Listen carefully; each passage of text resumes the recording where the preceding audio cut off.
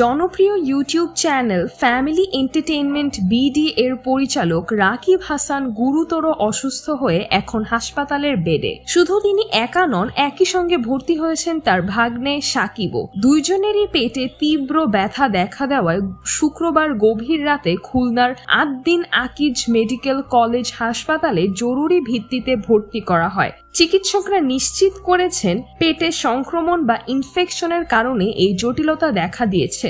বর্তমানে তারা দুজনেই চিকিৎসকদের নিবিড় পর্যবেক্ষণে আছেন।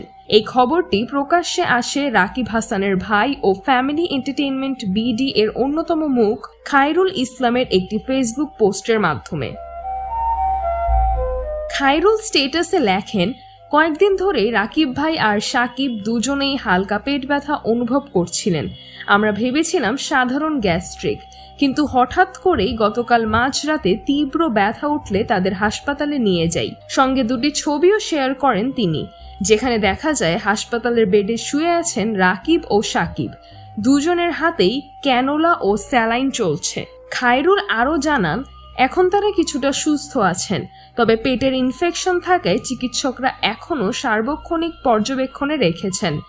সবার কাছে দোয়া চেয়ে তিনি লেখেন, আল্লাহ যেন দ্রুত তাদেরকে সুস্থ করে তোলেন, আমিন।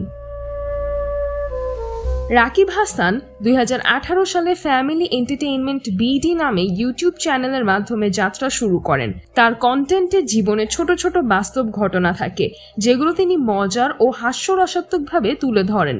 এই সহজ গল্পই তাকে করে তুলেছে বাংলার ঘরে ঘরে জনপ্রিয়। ইউটিউব কন্টেন্ট ছাড়াও রাকিব লেখালেখিতেও সক্রিয়। একজন তরুণ কন্টেন্ট ক্রিয়েটর ও লেখক হিসেবে তরুণদের কাছে তিনি অনুপ্রেরণার প্রতীক। সিজরাতুল আভা, দৈনিক আওয়ার বাংলাদেশ।